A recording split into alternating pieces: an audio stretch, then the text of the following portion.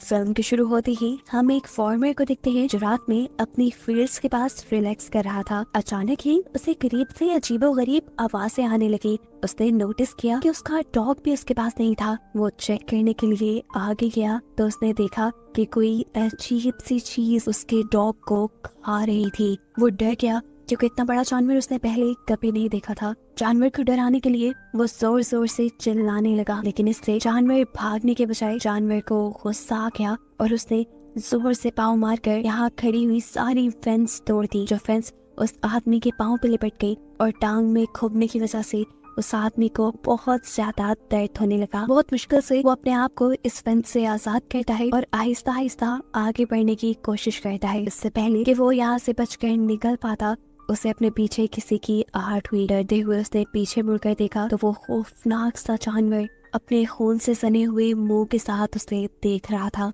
वो फार्मर डर गया और वो जानवर उसे खींचते हुए अंधेरे में ले गया और बाद में उसे मार डाला। अब सीन कट होकर हमें एक कपल को दिखाया जाता है जो जंगल में कैंपिंग के लिए आया हुआ था। लड़का जब कुछ करने के लिए कैंप से बाहर निकलता है तो कुछ ही देर बाद उसकी वाइफ को लड़के की चीखने चिल्लाने की आवाज़ें सुनाई देती है। पहले तो उसे लगा कि उसका हस्बैंड उस पर प्रैंक कर रहा है, लेकिन गुजरते हर सेकंड के साथ साथ वो आवाज़ें और भी खतरनाक होती गईं और उसके हस्बैंड की चीखने की आवाज़ों में उसे किसी चीज़ के गुर्राने की आवाज़ें भी सुनाई देने लगी। डरते हुए लड़की अपना थोड़ा सा कैंप खोलती है तो एकदम से उसके हस्बैंड की कटी फटी लाश उसकी गोद में आकर गिर जाती है, जिसे देखकर उसका दिल खराब हो गया और उसने उल्टी भी कर दी। उसे समझ नहीं आ रहा था कि उसके साथ हो क्या गया है और खुद अब वो करे क्या।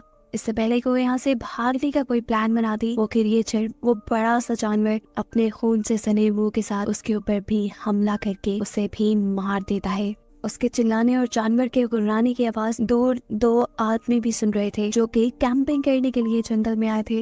ये लोग अब उस चीज को चेक करने के लिए इन कैंप्स के करीब आते हैं तो इन्हें यहाँ पे एक बहुत बड़ा बोर यानी एक बहुत बड़ा पिग दिखाई देता है। उस आदमी को लगा कि शायद उसे हेलुसिनेशंस हो रही है। इतना बड़ा पिग उसने आज से पहले कभी नहीं देखा था। वो अपने फ्रेंड से कहता है, मुझे लग रहा है मैं कुछ ज्यादा ही ड्रंक हूँ क्योंकि मुझे वहाँ पर एक बहुत बड़ा एक जाइंट पिग दिख रहा है। ये सुनकर उसका दूसरा दोस्त उसके हाथ से उसकी शॉटगन ले लेता है और देखकर अपने दोस्त को ये कंफर्म करता है कि वहाँ पे एक जाइंट पिग यानी बोर ही है। उसने पिग को निशाना लगाने के लिए जैसे ही शूट किया तो उसका निशाना चूक गया क्योंकि उसकी नजर कमजोर थी और अगली मर्तबा देखने पर वो पिग बाहर रहा भी नहीं था।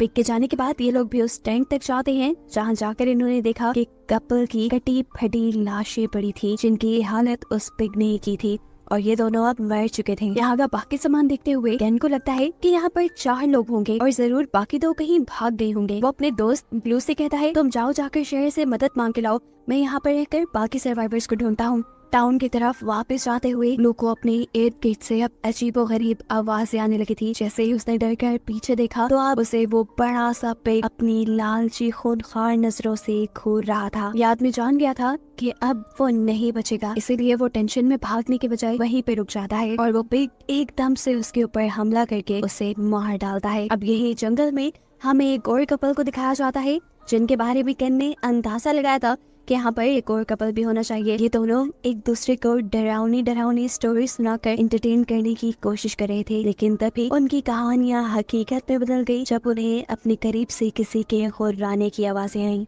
हस्बैंड जब चेक करने के लिए कुछ आगे गया तब तो उसे कुछ नजर नहीं आया, लेकिन जैसे ही वो पीछे मुड़ा तो उसने देखा कि एक बहुत बड़ी सी क्रिएचर ने यानी उसी पिग ने उसकी वाइफ के ऊपर हमला कर दिया था। अब पिग उस लड़की के ऊपर हमला करने के बाद अपने बड़े से दांत उस लड़की की बैक में स्टैप करते हुए उसे हवा में उठा लेता है और ये सीन इतना ज्यादा क्रीपी था कि देखने वाला उसका हस्बैंड भी डर गया। भागने की कोशिश की लेकिन उसकी कोशिश नाकाम हो गई क्योंकि वो पिग एकदम से उसके मुंह के ऊपर भी हमला करके उसकी गर्दन को उसकी बॉडी से अलग कर देता है और ऐसे ये कपल भी मारा जाता है। केन जो कि इसी कपल को ढूंढते हुए यहाँ तक पहुँच गया था, उसने जब आकर देखा कि वो दोनों भी मर चुके हैं तो उसे बहुत अफसोस हुआ क्योंकि उसे उम्मीद थी वो एक और कपल की तो जान बचा ही लेगा। इस सब के दौरान अब केन के सामने भी वो बड़ा सा पिग आ जाता है। उसके मुंह से खून टपक रहा था जो उन्हीं लोगों का था जिनको इस पिग ने मारा था। इससे पहले कि वो केन को भी मार देता, केन उसे अपनी छुरी दिखाता है और सीन यही से कट होकर हमें अगली सुबह का सीन दिखाया जाता है जहाँ एक आदमी अपनी वैन लेकर इसी जंगल की तरफ बढ़ रहा है चलते हुए अचानक उसकी गाड़ी वही पिग अपने दांतों से उठाकर फ्लिप कर देता है और ऐसे उसका बहुत बुरा एक्सीडेंट हुआ। इस गाड़ी के एक्सीडेंट की आवाज दूर तक फैली और हमें दिखाई दिया कि जो भी इस कार में था उसकी सिस्टर की फैमिली यही करीब कैंपिंग करने के लिए आई हुई थी और वो ये बात जान गए कि जरूर ये उसकी भाई की कार का एक्सीडेंट हुआ है। इस आदमी का नाम था बर्नी। अब वो लड़की अपने हस्बैंड और अपने सन इन लॉ को अपने भाई की खबर लेने के लिए भेजती है। देखने को मिलता है कि बर्नी को ज्यादा चोट नहीं आई थी, लेकिन उसकी कार का बहुत बुरा हाल हो गया था और उसकी कार के पीछे उसे कुछ बाल भी नजर आ रहे थे, जिसका साफ मतलब था कि उसकी कार पर किसी जानवर ने हमला किया था। वो इस कार से बाहर निकलना चाह रहा था, लेकिन उसका डोर बहुत बुरी तरह बंद हो गया था, इसलिए मुश्किल से पाँव मार मार कर वो अपनी कार को खोल लेता है। बर्नी काफी गुस्से में था। वो अपनी गाड़ी से अपना वेपन निकाल कर उसे लोड करता है ताकि वो उस जानवर को मार सके जिसने उसकी कार को हिट किया था। यहाँ पर वो जो दो लड़के बर्नी को ढूंढने के लिए आ रहे थे, एकदम से उनके सामने वो पिग आ गया। डरने की बजाय ये दोनों ही हैरानी से उस पिग को देखने लग जाते हैं। एकदम से वो लड़का नोटिस करता है कि वो बोर यानी बड़ा पिग उसकी आंखों में खून उतरा हुआ है, यानी वो किसी भी वक्त इनको नुकसान पहुंचा सकता है। डरते हुए वो लड़का अपने फादर इन लॉ को उस पिग की तरफ फेंकते हुए वहाँ से भाग जाता है और वो पिग बड़े ही बेरहमी से उस आदमी का सर अपने मुंह में लेते हुए उसका सर उसकी बॉडी से अलग कर देता है। दूर से आते बर्नी ने ये सारा नजारा अपनी आंखों से देख लिया था। वो उस पिग को भी देख चुका था और जल्दी से वो इस पिग के ऊपर निशाना लगाता है और गोली ठीक जाकर पिग को लग जाती है। अब यहाँ वो लड़का जो अपनी फादर इन लॉ को खतरे में डालकर वहाँ से भाग आया था, दूर से ही वो चिल्लाते हुए अपने फियांसी और उसकी मॉम को कहता है, भागो यहाँ से, भागो, यहाँ खतरा है।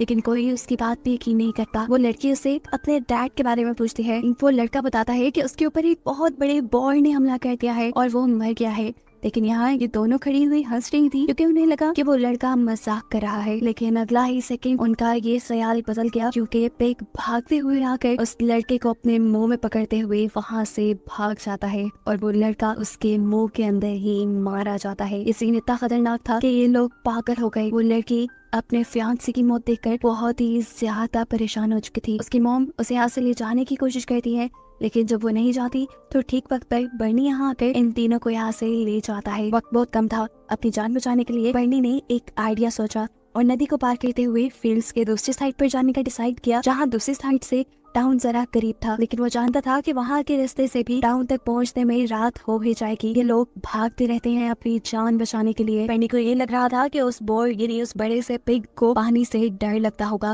लेकिन वो ये नहीं जानता कि ये पिग कितना खूनख्वार है। रात के अंधेरे में वो इन्हें दोबारा ढूंढ लेता है, जहाँ एक और मर्तबा उसे अनएक्सपेक्टेडली देखकर इन सब की जान निकल जाती है और वो बोर इनके एक साथी के ऊपर हमला करके उसे खा जाता है। वो तो मर गया था, लेकिन इन्हें भागने का मौका मिल गया। बर्नी की बहन अपने बेटे की मौत से बिल्कुल टूट रही थी, लेकिन बर्नी उसे जबरदस्ती लेकर भागता है और यहाँ उनकी किस्मत चल जाती है।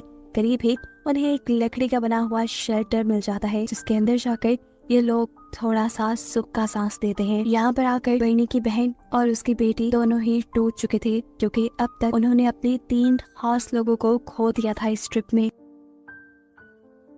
बर्नी जब अपनी बहन को सहारा देने के लिए करीब आता है तो उसकी बहन उल्टा उसे ही ब्लेम करने लगी कि ये सब तुम्हारी वजह से हुआ है। तुम इतनी बॉडी बनाने के बावजूद भी अपने भांजे को नहीं बचा पाए, तुम कायर हो। फिर ये रोना धोना कुछ देर तक से चला, लेकिन फिर पूरे दिन की थकान ने इन्हें सुला ही दिया। कुछ देर बाद दोबारा इनकी आंख खुल गई क्योंकि ठंड बहुत ज्यादा बढ़ गई थी। बर्नी उनको सुकून देने के लिए बाहर से कुछ लकड़ियां लाने का डिसाइड करता है, जिसे ये लोग जलाकर यहाँ का टेम्परेचर थोड़ा बेहतर कर सकते थे। लेकिन जैसे ही बर्नी ने दरवाजा खोला तो वो बोर जो शायद इसी इंतजार में था कि कब बर्नी दरवाजा खोले और वो अंदर आए। वो बोर एकदम से पूरा दरवाजा तोड़ते हुए इनके कैबिन के अंदर आ जाता है। लेकिन इस मर्तबा बर्नी पहले से ही इस बोर के ऊपर काफी गुस्से में था। उसे काफी गिल्ट था क्योंकि उसके होते हुए उसके भांजे की मौत हो गई थी। वो ये सारा गुस्सा इस बोर के ऊपर निकालता है और बहादुरी से अपना चाकू निकालते हुए कई मर्तबा उस बोर की गर्दन में स्टैब कर देता है। लेकिन इस हमले से बोर को ज्यादा खास कुछ हुआ नहीं। इस वक्त पर बर्नी की बहन और उसकी बेटी भी निकल कर बर्नी के पीछे आ गई। बर्नी ने उनसे कहा, भागो यहाँ से, मैं बोर को तुम्हारे पीछे रोकूंगा। ये सुनते ही वो दोनों यहाँ से भाग जाती हैं और बर्नी एक और मर्तबा उस बोर पर हमला करता है। लेकिन इस मर्तबा इस बोर ने भी अपनी सारी ताकतें दोबारा इकट्ठी कर ली थी, क्योंकि इस मर्तबा वो बर्नी को अपने दांतों के जरिए उठाकर दूर फेंक चुका था। इस हमले की वजह से बर्नी का चाकू भी गुम हो चुका था और अब उसके पास कोई वेपन नहीं था इस बोर से लड़ने के लिए। बर्नी हिम्मत नहीं हारता और उठकर जोरदार पंच उस बोर को मारता है, जिसके जवाब में बोर उसे उठाकर उसी कैबिन के अंदर फेंक देता है। जिस छोटे से कैबिन के अंदर बर्नी पहले छुपा हुआ था, अब पिग उसके ऊपर आ चुका था और उसे बस मारने ही वाला था। लेकिन यहाँ पर बर्नी ने अपनी सारी ताकतों को जमा करते हुए जहानत से उसके नीचे से निकल आया। वो इस कैबिन में रखी हुई हर ऊटपटांग चीज को बोर को मारते हुए उससे अपनी जान छुड़वाने की कोशिश करता है, जो उसके हमले थोड़े से उस पर असर भी करते हैं और बोर कैबिन से बाहर निकल आता है। अब बर्नी इस बोर का किस्सा तमाम करना चाहता था, इसलिए वो यहाँ पर एक लोहे की चीज उठाता है और जैसे ही बोर को मारने के लिए आगे बढ़ता है तो बदकिस्मती उसकी कि उसका पाँव स्लिप हो गया और वो ठीक जाकर गिरा उसी पिग के नीचे। अब पिग उसे कहाँ छोड़ने वाला था, वो अपना क्लॉ यानी अपना पाँव बर्नी के ऊपर रखकर उसे बुरी तरह जख्मी कर देता है। उसके बाद उसने बर्नी के साथ क्या किया ये नहीं दिखाया जाता, लेकिन सीन कट होकर हमें दिखाया जाता है कि बर्नी की सिस्टर और उसकी बेटी बहुत ज्यादा डरे हुए थे। भूख और सर्दी से बुरा हाल था उनका। ये लोग फैसला करते हैं कि अब ये लोग आग जलाएंगे, क्योंकि अगर ये मॉन्स्टर से बच गए तो ये सर्दी उन्हें मार देगी। आग तो ये लोग जला लेते हैं, लेकिन कुछ ही देर बाद वो मॉन्स्टर भी इनके सामने आ जाता है, जिसको आग ने ये ट्रैप किया था। ये लोग डर गए, इन्हें समझ भी नहीं आ रही थी कि मॉन्स्टर से बचने के लिए क्या करें। ये लोग अपने हाथ में पकड़ी हुई छोटी छोटी सी मशाल से ही उस मॉन्स्टर को डराने की कोशिश करते हैं, लेकिन इन सब का उसके ऊपर कोई फायदा नहीं होता और वो यहाँ पर